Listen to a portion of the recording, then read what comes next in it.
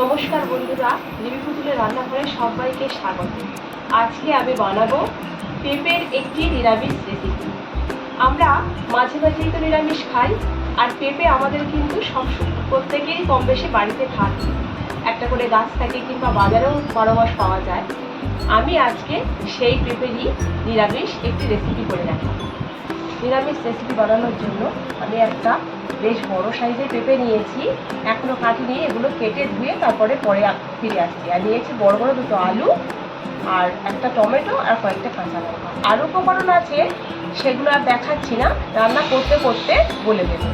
পেঁপে আলু কেটে ধুয়ে নিয়েছি। আমি আলুগুলো একটু বড় বড় করেই কেটেছি, আর পেঁপেগুলো মিডিয়াম করে কেটেছি। এখন উনুন জ্বালিয়ে কড়াই বসিয়ে দিয়েছিলাম। কড়াইতে কিছুটা সর্ষের তেলও দিয়েছিলাম। তেলটা গরম হয়ে গেছে। প্রথমে আলুগুলো ভেজে নেব।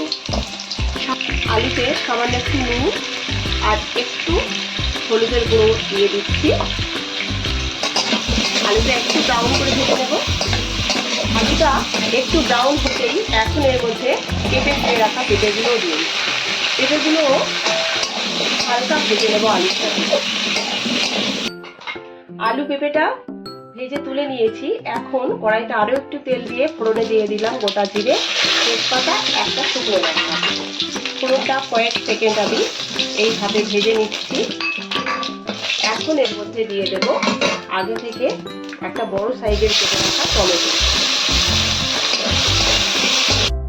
টমেটোটা একটু ভাজা ভাজা করে নিয়েছি। এখন এর মধ্যে দিয়ে দিচ্ছি গ্রেট করা আদা।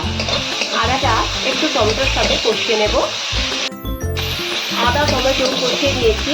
এর মধ্যে থাকা কাঁচা গন্ধ কেটে গেছে। এখন এর মধ্যে দিয়ে দিচ্ছি 1 চামচ ধনে গুঁড়ো, 1 চামচ জিরে গুঁড়ো, 1/2 চামচ লঙ্কার গুঁড়ো, 1 চামচ হলুদের গুঁড়ো, আর স্বাদ মতো নুন। সমস্ত মশলাগুলো দিয়ে এখন বেশ কিছুক্ষণ কষিয়ে নেব।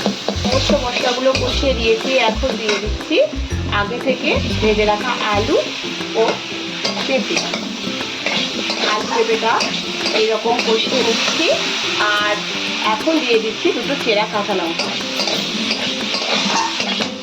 পেঁপে আলু সমস্ত মশলার সঙ্গে কষিয়ে নেওয়ার পরে এখন এর মধ্যে পর্যাপ্ত পরিমাণে গরম জল দিয়ে দেব।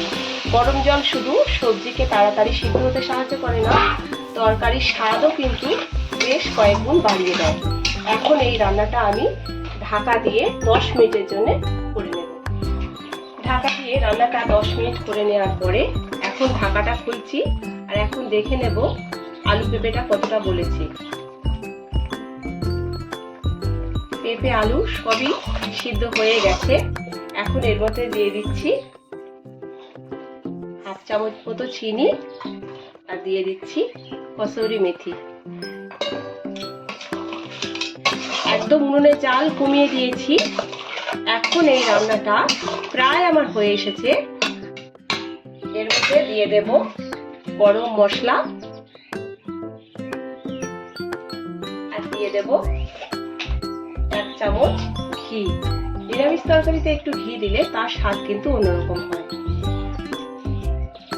এখন আমি একদম উনুনে জাল দেব না। এই রান্নাটা ঢাকা দিয়ে 5 থেকে 7 মিনিট এইরকম ভাবে রেখে দেব। ঢাকা দিয়ে রান্নাটা আরো 5 থেকে 7 মিনিট এইভাবে করে নিয়েছি। এখন রান্নাটা পুরোপুরি রেডি হয়ে গেছে। তো বন্ধুরা, তৈরি হয়ে গেছে আমার আজকের রেসিপি পেঁপে নিরামিষ তরকারি। ভিডিওটি পুরো দেখার অনুরোধ রইল। আর যদি ভালো লেগে থাকে লাইক, শেয়ার, কমেন্ট করে জানাবেন। চ্যানেলটিকে সাবস্ক্রাইব করে আমার পাশে থাকবেন। আজকের মতো এখানে শেষ করছি। ভালো থাকবেন। ধন্যবাদ।